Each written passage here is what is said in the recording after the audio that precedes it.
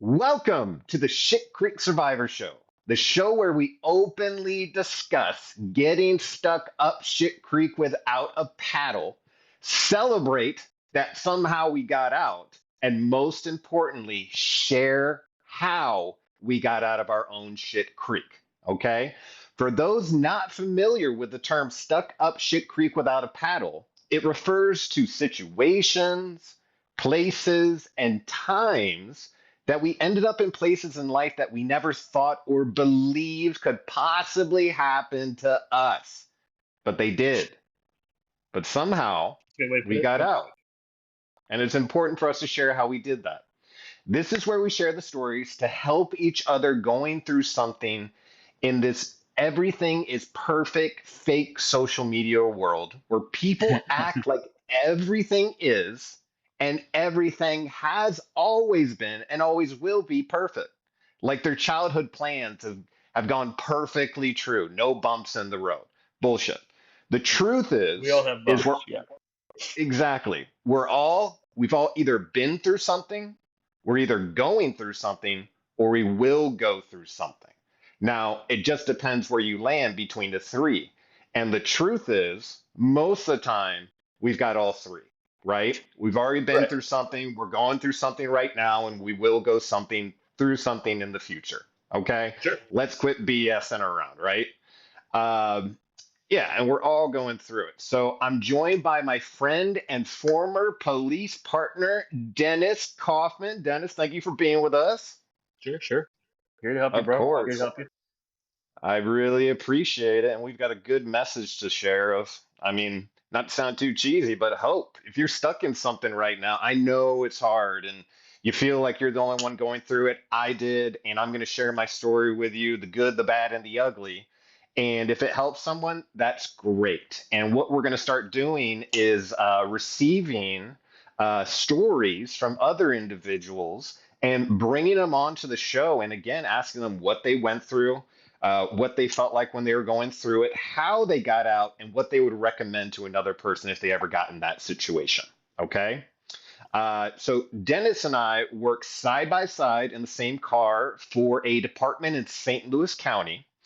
And after you drive around for 12 hours straight for months, maybe even longer, eventually you start to run out of things to talk about. Eventually, the alpha stuff starts going away and you start talking about real stuff, things that are Get real. bothering you. Yeah. The walls go And down. The face masks come off. The protection comes off. You get to know somebody. You let them into your ex- bubble, and it begins a bonding. absolutely trust. You Yeah. start building trust. And we were in a unique situation where like we had to trust one another. Like I had to know you had my back, you had to know I had your back, and that we were going home at the end of our shift and we were going to do everything to stay safe, protect the public, whatever we needed to do, right? Right. And so we found that by talking about these things, not only does it help, but it can actually be pretty hilarious talking about how dumb you can be out loud. I don't, I don't know if anyone's been to a therapist, but when you start talking about the things you're thinking, you start really hearing what you're thinking. You're like, what the Yeah. heck?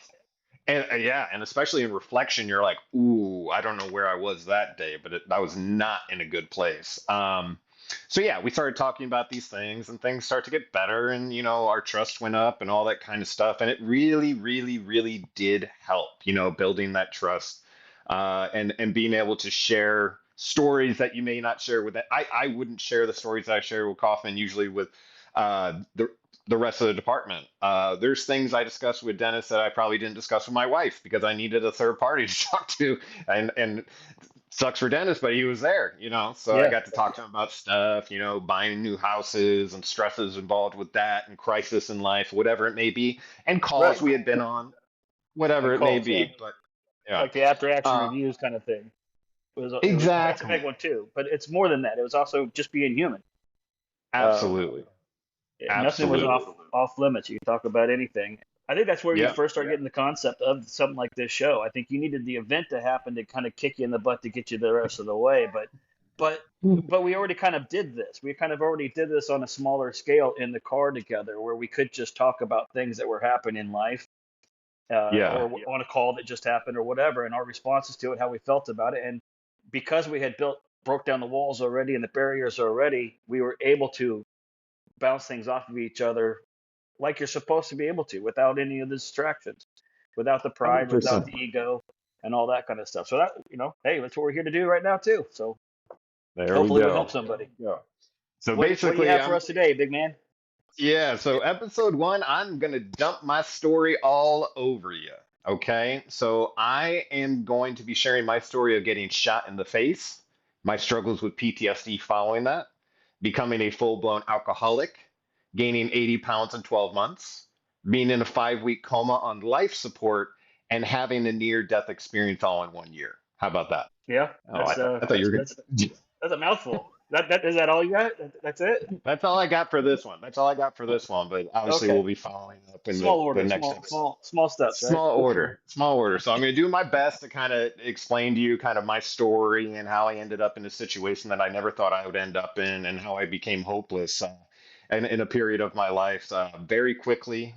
And I had gone from being a police officer to basically rock bottom in to me, it felt like a split second. But it obviously took some time. But let me get into it, okay? So, to bring you up to speed, it's March 2015 in St. Louis, Missouri, and I'm dispatched individually as an individual to help Ferguson Police Department with crowd control following an officer-involved shooting. Really, what I meant to say there is that I was sent up there as a police officer from my own department to help a neighboring department that I was having issues with crowd control following a police involved shooting that had happened in their community. Okay. I had been up there on multiple occasions. So this was pretty typical at this point. Again, there had been a lot of civil unrest, and our job was to get up there and make sure no one was getting hurt, make sure no one was destroying any property, anything like that, and protect people's right to protest. Okay. Basically, the way it went is we stood on one side of the street, the protesters were on the other side of the street, and we just made sure no one got in the middle of the street because cars were moving and we didn't want people getting hurt and getting hit. Okay, so that's basically the assignment I had been sent up there. No big deal kind of deal. And the night of my incident, I arrived at the Ferguson Police Department around like 11:40 p.m. And I checked in at the rear of the department. There's about 3 civilians, and you had to give them your department name, your name, and your DSN, which is the number that identifies you within your department. So I give them that Department service. information. Yes, department service number. And they say, all right, go ahead and walk to the front. So I start walking to the front of the police department from the rear along a parking lot. And I get to the front. I find a commanding officer and I say, where do you need me? He says, just stand at the end of that line right there in the grass. I moved over to the grass. I stood in line, shoulder to shoulder with another police officer who was on my left side. No one was on my right side. That was actually an open space and another building to the right, which actually was the fire department, but it was a little bit away. And so I'm standing there and I start chit chatting with the officer next to me. Turns out he was from a department from the city that I just moved into with my wife, and I was kind of wanting to know about the neighborhood and all Did that we kind move of into the stuff. right area? What's the crime rate like? Did I make a mistake? That sort of deal. Was it too good to be true? And everything was good. We're just chit chatting, and I'm standing there, and I remember it clear as day. I'm standing there, and I'm looking across the street. Again, it wasn't very crowded. There was a crowd, and then there was a street in between the crowd, and then over here was another part of a crowd, a street that was moving away from us. And there was someone barbecuing over here, so smelled good too, right? So we're having a good time. And I'm standing there and I see a car moving from my right to left, a red car, and it moves from my right and then it takes a right turn and it goes up the hill away from me. And at that moment, I turned to my left because there was a news crew over here. And for whatever reason, and this has never happened to me before, whether it be in police work or anything else, I literally heard in my head, Grandma would want you to look at that red car. So I looked back at the red car, and right as I looked this way, I got spun around. I got hit by something that spun me around, and I put my hand to my face, and I fell down to my knees, and I started hearing more gunshots, boom, boom. And what's funny is, first off, I didn't realize I had truly been shot. I thought someone had snuck up on my right side with a bat, to tell you the truth, because it was like a solid hit. I always imagine like a bullet kind of like not moving through you, but I don't know, not taking that much of an impact. I thought it was like a bat, like a blunt object. And I'm on the ground. I'm hearing gunshot. My butt is now facing the street because I got spun around. I'm on my hands and knees, and my butt's way up in the air. And as I'm hearing gunshots, what do you think I'm thinking? Please That don't I'm shoot me in about the to butthole. exactly. I'm about to get shot in the ass in front of the news as a police officer. Who police officers were not liked at this time very much, especially it is Yeah. what it is. I'm just hoping I don't catch a bullet in the butt, let alone anything that dangles in between my legs. So Yeah. Right. it gets the gunshots stop, and I look down at my hand, and I've got purple blood covering my hands. And I don't know if you guys know it, but like when you cut your face, you get kind of like pinkish blood. Um, no big deal. You know what I mean? It's just pink. You put some toilet paper on, or however you pat yourself after you cut yourself shaving, and then you move on with your day. No big deal. But when you see purple blood, it means that it's oxygenated blood. It's life-giving blood. So, based on the amount of blood, based on the fact, well, first off, I looked up at the officer next to me from Kirkwood, and I said, "Did I just get fucking shot in the face?" And immediately he started saying, "Officer down," into his radio. So I'm looking at this blood. I'm It's pouring out of me. I just realized I've been shot in the face, and I just realized this is my time to die. Um, so I really quickly said a prayer, something to the effect of, "Lord, I'm thank you for my life, sorry for my screw ups, and thank you for my family." And and I'm down, and I'm trying to figure out what's going on. There's a bunch of yelling and screaming. There was another officer who was shot. He's screaming, and what that did for me is kind of like increase the gravity of the situation. Like, this is for real. This isn't just me. This is someone else is down. What's going on here? And I figured, I believed 100% in my soul, this is where I end. This is where it all stops. It's This is where I over. end. Yeah.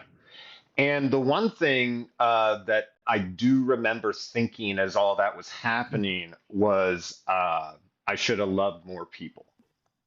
That was the first thing that came to me. Turns out I didn't think about what money, drugs, or rock and roll. Right. I just thought about my wife and my parents and my sisters, and yeah, The truly and important stuff in life. yeah, the really important stuff. And Stripped down after to I, all the yeah, other stuff is stripped down to nothing. yeah, What house and you're in, after what I, car you're driving, what kind of clothes you had, that watch you had your eye on, the show you're going to watch that night. None of that stuff is there anymore. It's just that it's all stripped down to basic necessities: love, family. I yeah, should have loved I've more.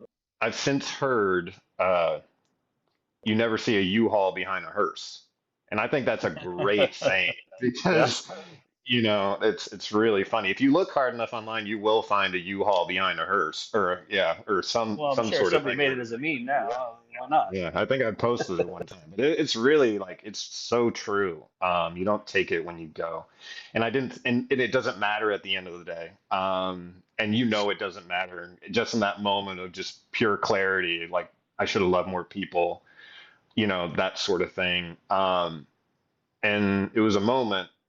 But then I What realized I was about what still about the alive. petty argument you had with a family member at Thanksgiving a year or two before that? Or what about a coworker Nothing. from either this job or another job where you didn't like something they said to you, or an argument you guys had, or yeah, Nothing nothing, came to mind. completely gone. Gone. And Not how do we live? important. How do we live like that all the time? That's the question because that effect didn't stay with me. Because I'm on the ground, I literally think I'm dying. Like Yeah, I've and then so I've only got a certain amount of time. So I'm like basically getting the prayer in really fast. And then yeah, I realized like the paramedics aren't gonna come and help me until the scene is secured, right? It doesn't make sense for them to run in and get shot. You know what I mean? So the gunshot the scene is still going on, although the gunshots have stopped. I guess the car's gone away at this point, but now I'm waiting there to die. And I realize that my parents and my wife are going to figure out that I was laying here for an extended period of time, kind of waiting for death. And I didn't want them to think that I was scared. Obviously, I was terrified, but I wouldn't admit that in the moment. I was trying to be tough. And so right. I was like, if I get up and start moving, they'll know I didn't quit. And that at least will be something nice to be said because I really think I'm dying. And I'm realizing I'm dying now on the ground in Ferguson, shot by a civilian, trying to be a police officer, trying to help people. And it's all kind of collapsing. And I'm just like, is this really where I end? And but I accepted it. But then I'm like, you know what? I'm going to keep moving. So I got to the parking lot from the grass and I was still up and I kept moving. I fully thought I was just gonna fall out, just fall out. I'm by myself. There's officers with their guns out, pointing up towards the hill that was moving away from us where the gunshots came from. And I just keep moving to the back of the police department where I had checked in. And so I run up there. I'm like this, and I said to some effect, I think I said, I've been shot. I need help. And what they said was, you need to go to the back of the fire station. And even in that moment, I went, really? And if those people ever see this, I'm sorry for the way I acted in that moment, but I was kind of like, really? Like I was scared. I needed help. So I ran to the back of the police department. They had some stairway moving up to their back parking lot. I ran up the stairway past the paramedics yelling behind me saying, "It's me, it's me, it's me." And I jump in the ambulance and I said, "Let's go." And then we're on our way. Like you slid And into so home then, base. yeah, well, kind of, because I don't know if most like first responders or military will admit it, but I had thought about the fact that I could die on duty. And if that were the case and I had some last moments, what I would do. And there's kind of like a short list. If I could do it in my last moments, I'd like to talk to my wife and tell her how much I love her. I would like to call my parents and tell them how awesome they were. I would like to there's a couple things that maybe you would want to tie up, really quick, or just last utterances you want to make to the people you care about, because that's again all that matters. Yeah. And so I get in the ambulance, and the first person I have them call, because again, I think my time is ticking by the second, like I'm about to go out. I go call my sergeant, and I hand him my phone. They get a hold of sergeant. They let him know, that I was injured, where I was going, where I had been injured, and then it was his assignment then, and I knew it, that he had the tools and a way then to get a hold of my wife and my family to let them know what's going on. Uh, but once I got off the phone with them, turns out I could make another phone call because I was still awake. So I asked them to call my wife. It's past midnight. Obviously, the phone's ringing. The phone's ringing. It goes to voicemail. Don't worry. I did not leave a voicemail saying, "Honey, I'm dying. Thank you for your love," or whatever like that. Because I think that would be a little traumatic. You know what I mean? Yeah. I I don't know. I mean, if you really it would felt be like doing it and you did it, it wouldn't be a bad thing, I guess. it'd be a hell of But a thing to wake up to. yeah, Like yeah. But so, I mean, a year later, 2 years later, what are we at now? 3 or 4 years later now. yeah, I guess she Uh, could have had it. No, not 3 or 4. We're at 9. shit. Time and just No, flies by with me. I'm losing I track. My know. mind's going too, man. It's crazy. That's But all you get my right. point. Like 10 years later, 9 years later.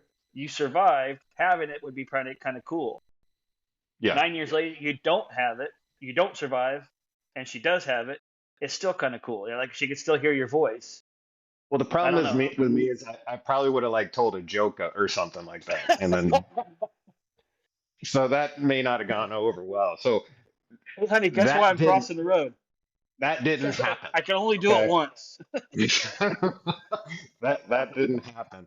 But what I did do is, I did the classic uh, mama's boy, parents boy thing, and I asked the paramedics to call my parents because again, I think I'm about to die. And lo and behold, my mom did pick up. And I pretty much said to her, "Mom, it's me. I've been shot. Um, I don't know if it's going to be okay, but I just wanted to tell you that you and Dad are the best parents in the entire world, and that I'm sorry if I was ever kind of a screw up."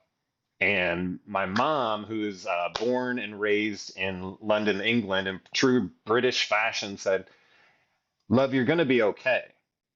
And I said, "I know, Mom, but I just want to tell you, I love you so much. You're amazing." And she's like, "Honey, I'm going to see you in just a little bit. I'll see you soon." I'm like, okay. That's You good. know, It's keeping hope alive. I mean, that's how you're I supposed know, to talk to somebody if I they're know, about to die. Even I you know. got to give them the hope. You got to talk hopeful to them. Yep. And that must have been hard.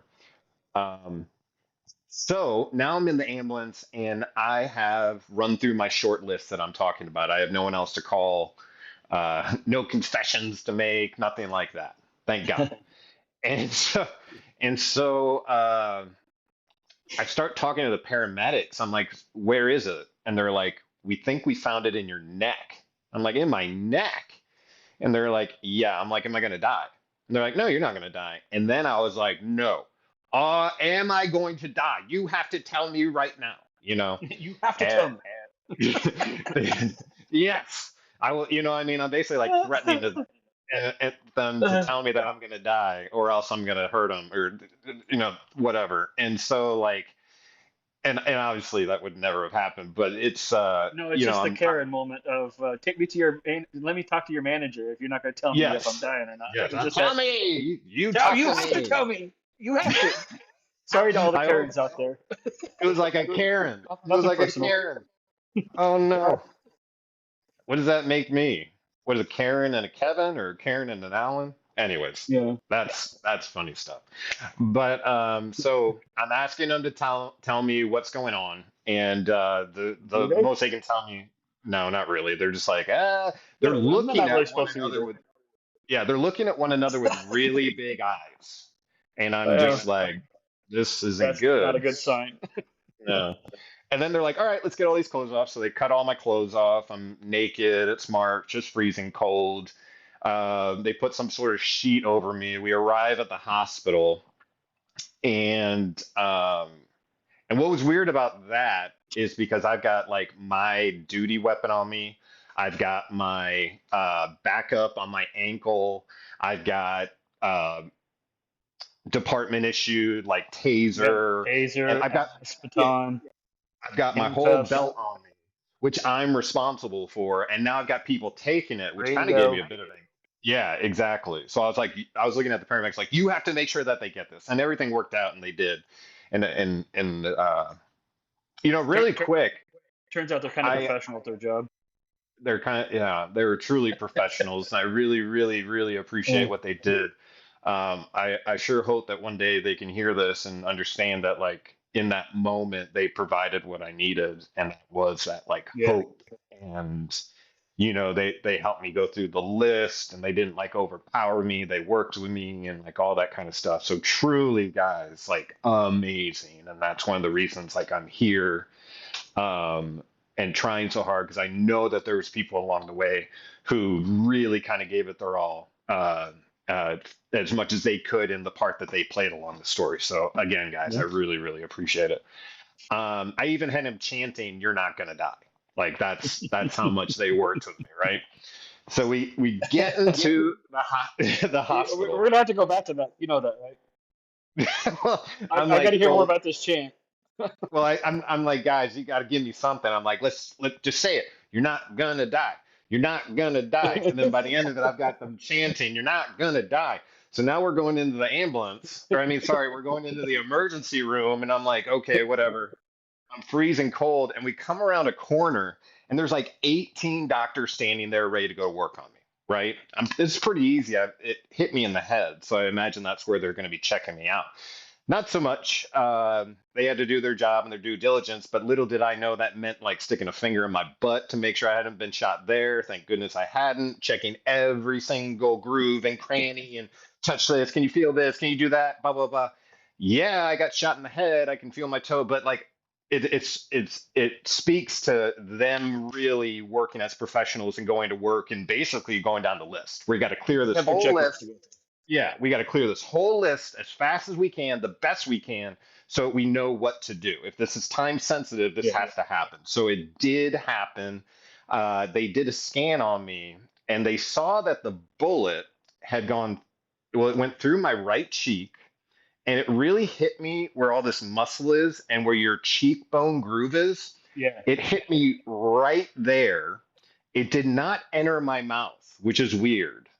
Um, I still think about that. It must have been like I don't know the angle that it hit me, but it went through here, through all this muscle, broke all the porous bone behind my ear, and then it traveled to the back of my skull where it deflected on the back of the skull down here, and it ended up in my neck where it came to rest on my carotid artery and jugular. And yeah, so they do the Not a good spot for scan. it to be. No, not at all. And so when they tell me that, what's the natural question? Well, what are we going to do? Right? Yeah, you get it out. It doesn't belong there, so get it out.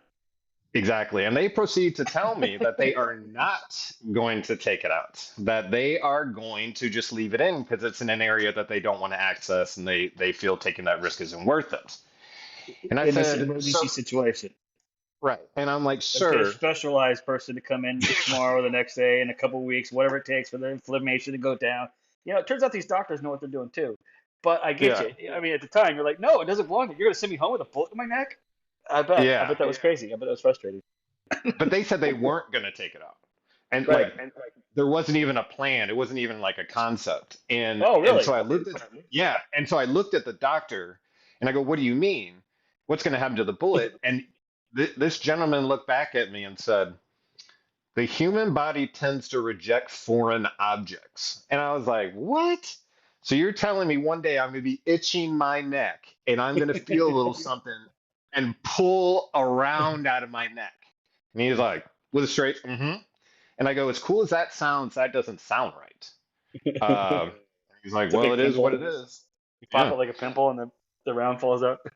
Yeah. Like, I mean, that would be awesome. Don't get me wrong. But I don't know. what if you, I mean, consider like what would happen? Like, it's butted up to my carotid artery and jugular. What if I just get like banged there, like in a car accident or something Yeah. like that? What I don't know, and again, I'm freaking out. I can't even believe this is really happening. Um, and so he tells me the body tends to reject foreign objects. I'm like, are you serious? And he's like, yes. And then he asked me, would you like to stay in the hospital or would you like to go home now? I was like, I didn't even know that was an option to go home. He was like, yeah, I mean, there's nothing else for us to do. We're going to give you some, what do you give someone to stop What? infection?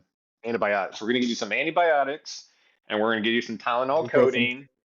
Yeah. And then you're going to go home and you'll do a follow up in a week with someone and we can talk about pain management or something like that, which didn't seem um but so I got home and it literally had been less than 8 hours since I had been shot. And I'm sitting in my living room with my wife trying to figure out what just happened. Wrap It's your head just around it. so yeah, I couldn't even get my head around it. Like it was so unbelievable that I was looking at people and I was going, I get shot in the face? And they're like, yeah. I'm like, am I dead? And they're like, Yeah. no. And I'm like, and I'll expand on that later in other episodes, but there was a period of time where I literally thought I was dead. Yeah. Um, and so it was super confusing. And I think around like 11 a.m., I fell asleep. And that was my first encounter with, and I know it sounds crazy because it just happened. It can't be post-traumatic stress disorder immediately, they say, but that was immediately when I started having the dreams where I could Yeah. taste, yeah, taste, feel, smell, mentally, No, it, physically, I mean, spiritually. it is PTSD. It's post the traumatic event. It's just 8 hours after the traumatic event, but it's still post the traumatic event. I think the bigger thing about PTSD really though becomes when it becomes abnormal.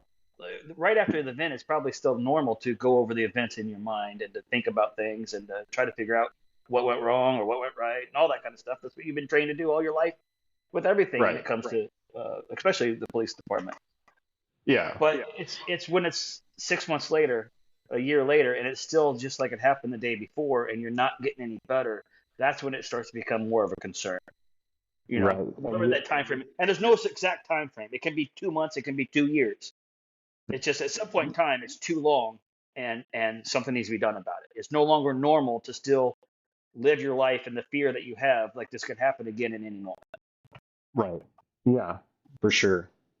Um, and it's But I crazy digress. because no, Off because your path I there. didn't know anything about PTSD or uh, sometimes people prefer PTS, post traumatic stress. Yeah, And yeah, I because they don't like literally thought I disorder was, or yeah, yeah, and they don't want to be labeled with that, and especially when you're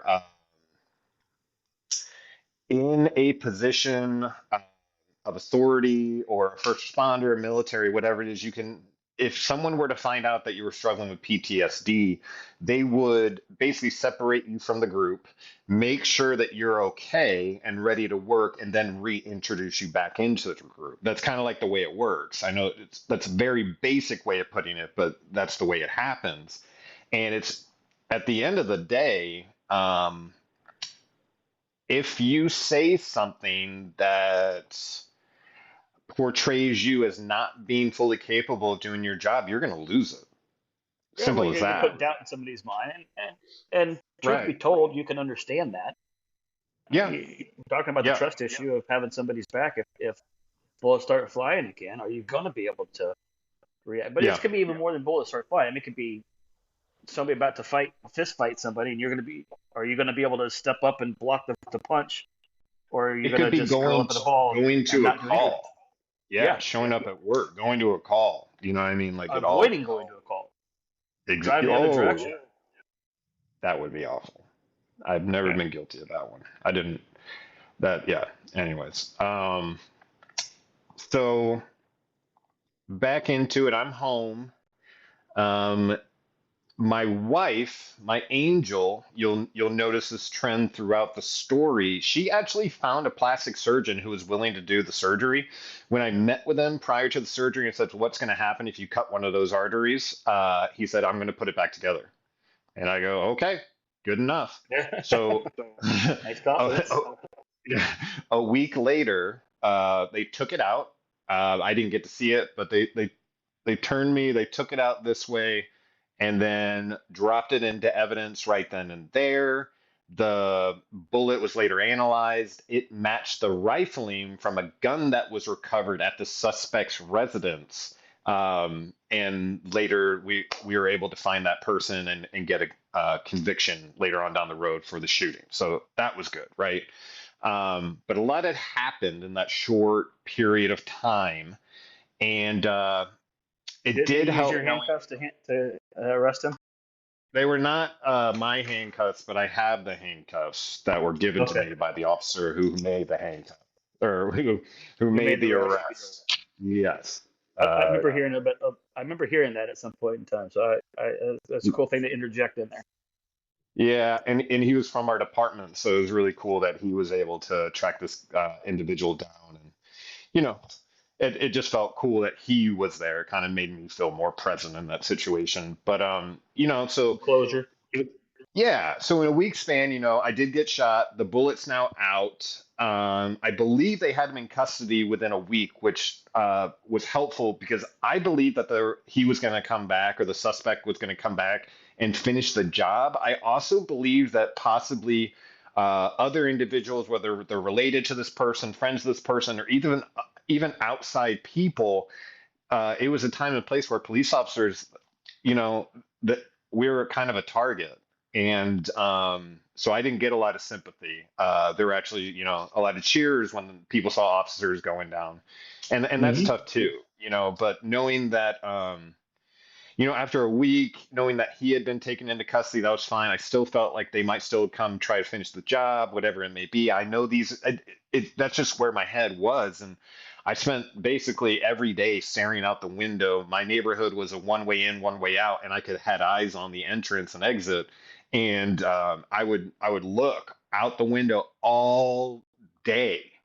And I couldn't I it was just I was so overwhelmed and confused with the situation, and truly believing that the danger was still present, but wanting Right. to hide that. Which after the Yeah, fact now, looking back, hopefully you can see that that's still kind of a normal reaction. I mean, think about yeah, going to burglary calls. A homeowner's like, I don't feel safe in my house. They stole my TV. They can come back, yeah, and yeah, they would go stay in a hotel for a week. I mean, so yeah, thinking that they're hunting you is actually probably a very normal reaction for you to have. And like I said, this much time's gone by. Hopefully you've digested that part of it, yeah, because and he wasn't targeting you specifically. He didn't say, "There's Cameron. That's the guy I want," and then looked at you with the sights. He just kind of fired blindly, didn't he? yeah, I understand that. Yeah, and But it it didn't took a feel. It bit. felt personal to you because you had the pain. You Yeah, went through all the suffering. You went through all the angst and thinking you're going to die and having to call your loved ones and tell them goodbye and things. So you already went through all the personal parts of it. That's why it felt so yeah, personal to you. yeah, yeah, for sure. And when I later went to court and told my side of the story, and pretty much what I just shared with everyone here, I saw him and I knew in my heart that he hadn't aimed at me. It turns out he had shot me out of his sunroof. So if anything, that I mean Yeah.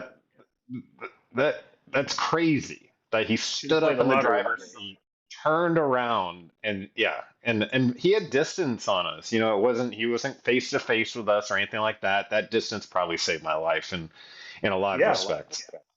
Um, but yeah, yeah. Suddenly in this week, I'm totally confused. I don't know what's going on. The department's telling me not to talk with anybody. I've shut down all my social media, whatever it is. I'm basically hiding inside my house, and I'm experiencing the the initial effects of PTSD. And I know we kind of talked about it earlier, but PTSD or PTS is a anxiety disorder that a person may develop after experiencing or witnessing an extreme or overwhelming traumatic event during which they felt intense fear, helplessness, or horror. The dominant symptoms for PTSD, one of them is emotional numbing, like non-responsiveness. Really, what that means is there's going to be something going on in the room that you're in, but you're so engaged in the past experience that you don't even recognize that your Hmm. child fell over or something like that. Uh, Another big one is hyperarousal, and that's really commonly said irritability. But really, what it means is you're on constant alert for danger. You truly believe that something's coming and you're looking for Yeah. it. You don't want to be caught sleeping, right? Hypervigilance is one of the terms that I remember hearing in Yes, my past. Yeah, Hypervigilance. And part of it is that hypervigilant. you're feeling like they could come back for you as well. That's part of it. And that you're watching your street, like you said, you're Yeah, automatically identifying points of traffic, yeah, flow, points of and, entry and egress, where they could attack you from. You're already thinking tactically how you could protect I know yourself from it. That's the exactly. hypervigilant And part. And yeah, you're gonna irritable. You can be irritable. Somebody can say something to you that shouldn't bother you, and all of a sudden you're like snapping at them because you're yeah, like, who gives a fuck what's on TV? I'm watching down the road to make sure somebody isn't gonna kill us. exactly. Exactly. And not only are you're looking down the street, but you're looking down the street to see the person that's going to basically pull the pin on your whole plan that you've created. Like I basically told my wife at one point because we had a fence that I could pull my truck behind. I had my truck pulled behind the fence. And I was saying, like, if we need to go, you're getting in the truck. I'm going to have a rifle. You're going to have the handgun. And we're going to go through here. If it's blocked, so now I'm even think like crazy Yeah. things. Like, if it's blocked, we're going here to the left. If that's even further blocked, we're going to have to bail out, cross the creek, run up the hill. Like, all kinds of just like fallout plans for things that I'm imagining in my head, imagining people wanting to come and hurt me, imagining Every uh, scenario. Every scenario. ev- You start thinking about somebody knocking on your door that you don't want knocking on your door, too. 20 people showing up and blocking you in your driveway. exactly, exactly. And I'm even considering like if we get stuck in the basement, I'm educating her Yeah. on fatal funnels. I'm like, this stairway, we own this stairway. And You he's like, turn it, yeah. That's the old crazy Vietnam vet stories type of thing, right? I'm looking down, I'm losing my mind inside. Um, and definitely experiencing another symptom, which is avoidance. And that's efforts to avoid the thought or feelings associated with the incident. Hmm. So that could be avoiding people, places, and things that arouse recollection of the trauma, uh, the inability to recall an important aspect of the trauma, like a psychological amnesia, no interest in significant activities, things that you were, really excited about before, for Hmm. me, it would have been golf and, hanging out with friends and, watching football games or whatever it is. So no interest in significant activities, feeling detached or estranged from others, restricted range of effect or unable to have loving feelings, unable to kind of access that like inner you that connects with your partner, uh, sense of foreshadowed or foreshortened future, meaning you no longer believe that you have a future career, life, family, that Yeah. everything is going to be short. Was it the sense And of impending doom? That was one the of the words sense of impending doom. that's a term I remember hearing as well, to put it into perspective or thoughts. Like, yeah, it's like something more than just the other shoe's going to drop and hit the floor. It's something really bad's about to happen. It's going to get worse Yeah, before it gets better. It's over. yeah. I mean, this is, yeah. And you're explaining to other people why they should be scared, like your loved ones. Like you should be Yes. scared too. And yeah, that's tough because you 100%, 150% believe it to be true. Yeah. So like your spidey senses are up. And one of the things I've said about PTSD is kind of your spidey senses are always on. So I've The explained a problem with lot that when I is do. it gets frazzled at the end because they're always on, Yeah, and then you're not as effective, and you get worn down, and stress starts affecting your body, and it's just downhill yeah. effects are there, snowballing. And we create through our lives like this filter, you know what I mean, based on past experiences, Hmm. personally into others, where danger is, where danger isn't. We're told as children, watch before you cross the And, road, there's danger and training here, comes into that as a kid, yeah. or And even professional training in law enforcement or in the military, things like that. You hope to rely on that training. oh, you lean into it because you Right. need that feeling, you need to know where you're going and everything like that. And imagine all of a sudden you start getting those bad feelings everywhere you go. And you've trusted your senses 100% your whole life up to this point. They've always worked before. So exactly. And if Like, and look at the car going up the hill. Grandma would let me look at there was your spidey senses going off before the traumatic incident. exactly. Relaying on And what train.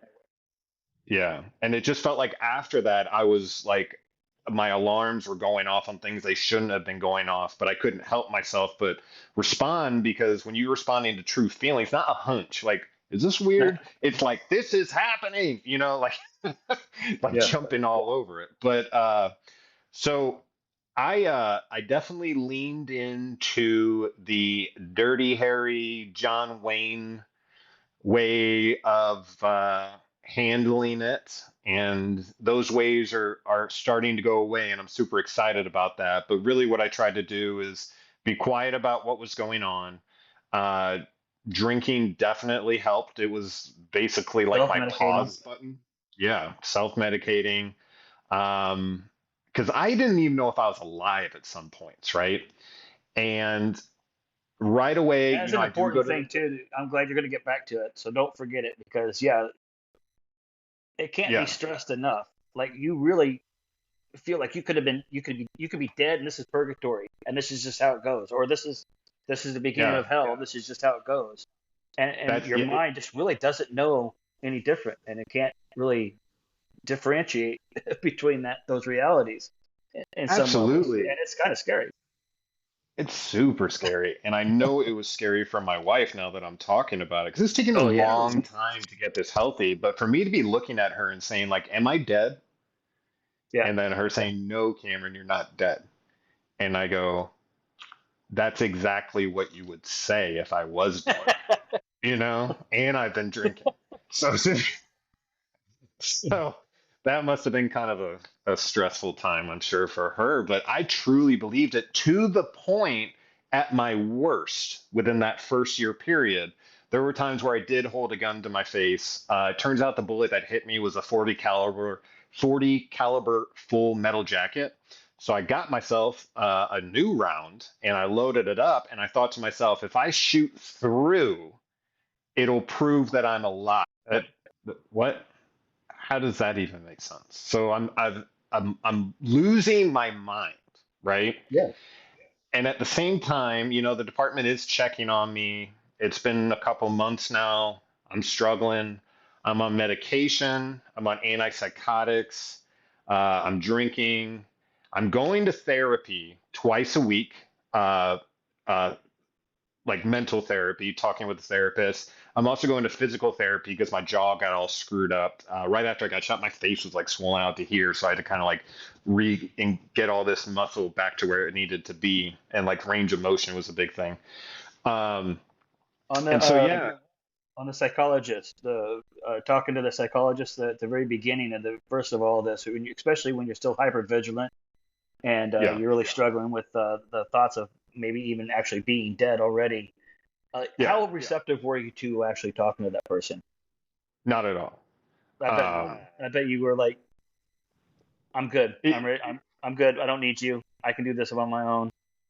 yeah, it turned out that the psychiatrist, the one who prescribes the medications, Hmm. he also worked at the VA.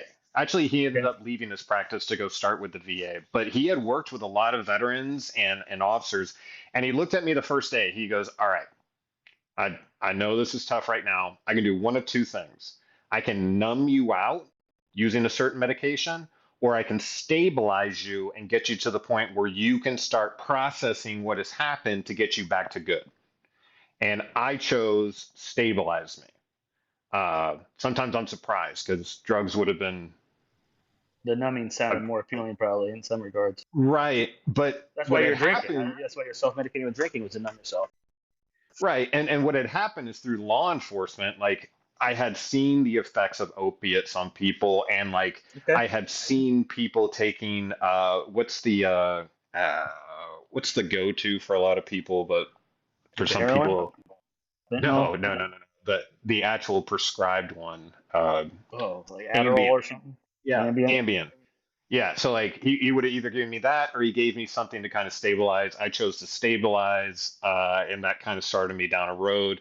I take a lot of medications. I mean, I still take a bunch of medications, but I do what I got to do so I can get healthier, and it has worked. I know there's a lot of people out there, and we're going to talk about it in the future, but it definitely worked. But anyways, at this point in my journey, I'm going to I think real mental quick, just for therapy.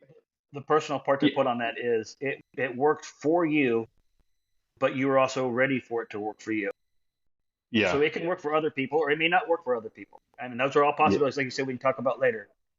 Yeah. But I One of the just like, things I did have to do because I was kind of resistant to it, and especially the idea of like finding my 6 bottles of whatever and being like, all right, what do I take? My wife looked at me again, my angel, and said, if I get you one of those trays and I line it with your medication, will you take it? And I said, yeah, I can do that. And yeah. that's what we've done ever since. She still actually loads my trays. I got 2 trays, so you can do 2 weeks in advance. It's you know it's amazing. But anyways, that was the only way I could get my head around Kind it. of like Like the if little pill she tablets. yeah, Flip they're 'em. like it's got like an AM and a PM and Yeah. those trays they flip up all that kind of stuff. When you travel, you got to tape them over so they don't open up in your bag. Yeah, so I'm doing all that, but I'm struggling. I'm not doing well. I start noticing that my drinking is getting to an excessive point. I, in a way, was like, I'm allowed to drink this much because of the pain I'm in. That was a bad idea. I shouldn't have leaned into that. But I absolutely thought I had the right.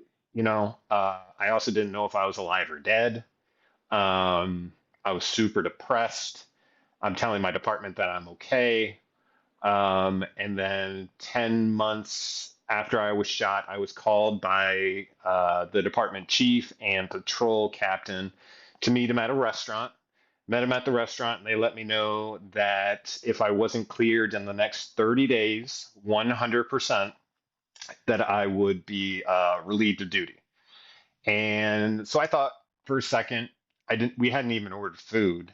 And I said, what about my FMLA, which is your family medical leave? And that usually guarantees you're going to have 90 days. And they said, well, that started 2 months ago. And legally, they can do that. We had a lawyer, we checked with the lawyer, they can do that. It's unethical, but because I looked at him right in the face, I go, there's no way I'm going to be cleared in a month. And so basically, I found out in that moment I was going to have my job. So I decided that I didn't care anymore. I'll I'd just drink spend, more. I'll just drink more. And in a way, it kind of made sense. At the time, it does. I mean, I don't know. I've done some of the same stupid stuff, so I get it. And other people out I, there have too, so they'll get it. I wondered and thought about how much easier it would be if I had just died, which Yeah. is kind of depressing. Um, and I thought about self-harm. I also thought about hurting individuals who had hurt me from the department, um, and then hurting myself. That's a And real in bad my place to be. Yeah. And in my state of mind, I thought it made sense. I actually thought it was the right thing to do. There was a particular individual who I believed that I had the right to wait at his house and attack him, if you will, and make him explain to me why cutting off his ear and me keeping it was the right decision. And being in that place of total, just like Wow, that's aggression, dark. yeah, and being in that place of Wow. total aggression and like dominance and like I'm going to die and I'm taking you with me like that like it is it's the darkest place I've ever been in my whole life Well, I mean, ever. isn't that essentially what's happening? I mean, I don't get too religious or whatever. Maybe we can get more religious later if you want, or whatever you're into it with. But first off, Jesus is love, right? When you're Yeah, dying, you thought you didn't love enough. You didn't have enough Jesus in your life. Now that you're talking about you're so depressed and drunk, and it made sense that you could take somebody's life with you as you go because you're going anyway, right? Wasn't that what the yeah, devil's doing? The devil's fate's already sealed. He's already the fallen star. He's taking as many people as you can with you. So you want to break down yeah, things to the basic level of humanities and who we are, where we're built up. It's love and hate, yeah. good and evil, God and the devil, however you want to word, whatever religion you want to go to. But That's hard those are to some basic remember. things. Those are some Yeah, basic things, though. And so when you were faced with love or death, you thought it was over. You're thinking about love and who you didn't love enough. Now that you're trying yeah, to process it and you're in the dark spot and you're trying to self-medicate, you're going to completely opposite direction, and yeah, you're embracing it. You're embracing it. yeah. I yeah. And That's that crazy, isn't my it? yeah. And I there was we're gonna end up talking about this a lot because I'm gonna make fun of myself a lot. But I mean, it's just like it's just amazing the places that you end up that you never thought you could. I truly believed that after I got fired and all that kind of stuff, I was the biggest loser in the entire world, and my wife would be better off without me here. Okay, Right. and I'd be less of a burden. So I that was a big thing, and I was putting on a whole bunch of weight. I had gone from like 220 to 300. You know, I am just destroying. I want to. I'm basically killing myself slowly with alcohol, Right. and Yes. my wife tried to get me out of it, and she took me on a trip right before the anniversary of the shooting to Tennessee to Gatlinburg. That was okay.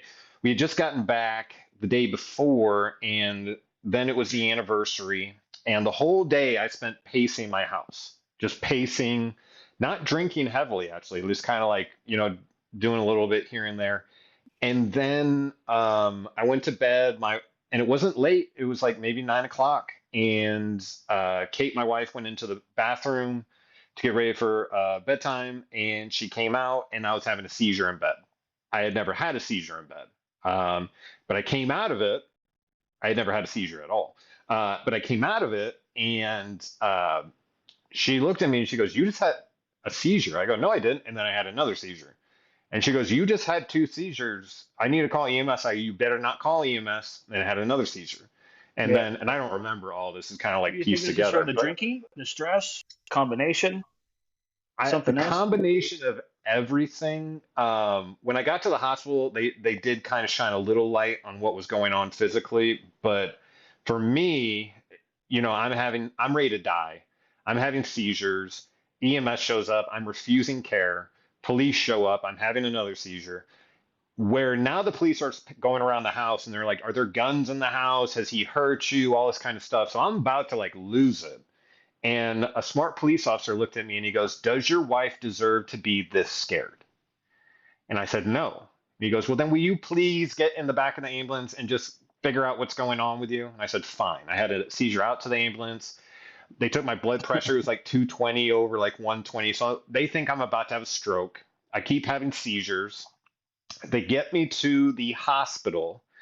Again, I stop cooperating. I tell the hospital security guards that it's going to be a long night, and they're about to sedate me. And one of the doctors comes by and says, "We need to get a scan on his head." And they're like, "No, he's just an idiot."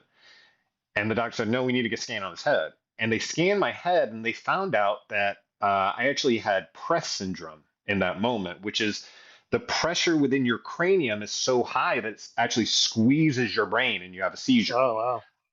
Yeah. So that was going on. But within 24 hours, I went into alcohol withdrawal. Oh. Um, so I was still sedated. I went through, I think, 3 days of withdrawal, like medicated. And somewhere like in those 3 days, I must have like choked or aspirated or something. And I then had pneumonia in one lung. Then I had double pneumonia. And I was placed into a 5-week coma where my right lung collapsed. I was, if not the sickest person, they said I was the sickest person in the hospital, but I don't know if that's true. But I did have a nurse assigned to me and only me 24 hours a day on a ventilator, all that kind of stuff. And mind you, while I'm in the coma, no, you are not totally asleep. I was having PTSD dreams while in a coma. That means I had no break. Bam, bam, death, destruction, being let down, my department, basically, like all kinds of like emotional stuff. And when I would wake up, I would try to pull that tube out. And so now they had me strapped down to the bed. So I'm totally strapped down to the bed.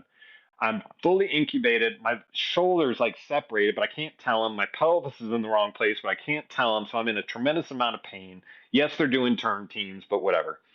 And I'm literally praying to die. I had no real relationship with God at this point because I had totally turned my back on him after I got shot. Like I had just ran away from anything having to do with God. The world was a messed up place, and this is just screwed up, and I just want to die. I want it to be over. And I'm in this darkness. I remember I was having these dreams, and suddenly I was in this as black as black can get, like darkness. Can't even see your hand in front of your face, and there's nothingness, just nothingness. And I could hear things kind of like moving around, and uh, and I actually heard laughing in the darkness, which was really creepy. But the next things that happened were changed have changed my life. I suddenly saw in the darkness like a pinprick of light, pinprick of light. But if in total darkness, a pinprick of light is piercing, and I focused on that light, and I did say, "Jesus, please forgive me of my sins." And the light got bigger, and the light got bigger, and the light got bigger, and then the pain, all physically, spiritually, and emotionally, disappeared, gone, like it never even happened. Like I couldn't even remember it. And I was Like it didn't warm, even and it exist. never happened. Yeah. And I'm in the light, and it's warm, and all I can feel is love. That's Yeah. all I can feel is love. Just love, love, love, love. And I realize I'm holding someone's hand, and I look to my right, and whose hand am I holding? My grandma's. Oh, grandma. Grandma.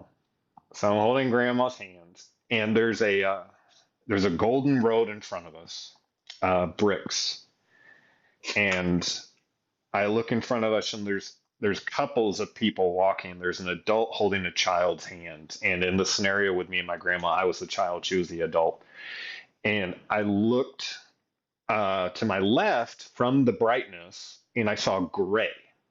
And then I looked behind us and I saw total blackness, except I saw people floating in the darkness. And I remember someone who was in a hospital bed, and then there was other people, and you could tell they were in pain.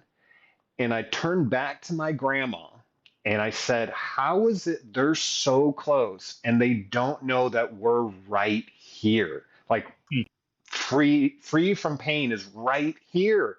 How is it they can't see us?"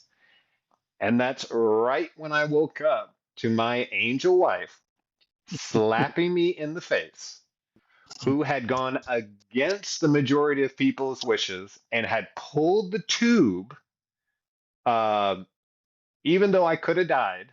They weren't sure if I'd survive. But at 5 weeks, that's when your brain forgets how to breathe. That actually your body is like lazy. If I stop using my right arm, my left, it's going to deteriorate, right? It's going to, what's it called? Uh, Atrophy. Atrophy. It's going to atrophy. It's just gonna eat If itself your up. Exactly. If your brain feels it doesn't have to do something, it will stop doing it, including breathing. So that's how you get ended up like plugged into the wall for a very, very, very long time. And my Yeah. wife said that's not what he would want. Let's take the risk. So they took the risk, and I woke up to her slapping me in the face for 8 hours, telling me to breathe. I couldn't breathe without her. She had to tell me in, out for 8 hours. Wow. And there were struggles because they're sitting there thinking, if this fucks, excuse my language, if this fucks up, we got to get him back on the ventilator like immediately, Yeah. right? So it's like a struggle where You got the they're whole crash team there. yeah, they're Crash deciding cart. for you. They're like waiting to step in. You know, will he make it or are we going to jump in? And I made it. And unfortunately, as soon as I woke up, the pain was back. Yeah. Um, Physically, spiritually, emotionally. My anger was also back. I'll admit it. Um, which makes not a whole lot of sense given what I had just seen. Um, but that's what God needed to do for me to at least open the door. Because in the next episodes, we'll be talking about how I got out of that and Yeah. what I You're had to just now at do. Shit Creek. Yeah. You so, just now so got up Shit Creek. We yeah, ain't even I got am you out of up. it yet. I am up there, like You, hardcore. I've gone up a couple turns, twists, yeah, whatever it may be. And you I'm got just sitting there thinking, you got out and pulled your raft even further up shit creek. yeah. And I had A whole year. literally I had accepted that what had happened, the way I had handled it, which I was very shameful, and sometimes I still am, very shameful of, Yeah, leaning into the alcohol and hiding and that sort of stuff. and they It's hate. just, and the hate, oh my gosh. And it You just, embraced it. you know, Hey, whenever you buy a new car and you're driving around, it looks like everybody's driving that same car. yeah, You start yeah, seeing it everywhere. yep, It's the same thing with hate. You just keep thinking about hate, looking for hate everywhere. That's all you're going to experience. That's all you're going to feel. It's going to come out more and more because you're speaking into existence. You're looking for it almost. Even absolutely. subconsciously, you're looking for it and that's all you're doing is thinking about the hate parts and stuff. And So and yeah, I believed, think good and breathe good, right? Yeah. yeah, and I believe that what had happened and the way I felt about myself and how I had handled it defined me. Yes. And that this is me. I will be the guy who, after not dying, being shot in the head, uh, We'll die coming off the wasn't able to, ventilator yeah, what now I'm on a ventilator, a year and later. then when I wake up, I'm still pissed off. Yeah. Like now I look back at it and I'm like, come on. But the problem is when you're in the fire and people are telling you, get out of the fire, you're on fire, you can't hear them. All you can think about is the pain. Yeah. All right. I'm gonna set you So, on fire. I'm gonna set somebody on fire. yeah, I want somebody else to feel this. I'm gonna set somebody else on exactly. fire.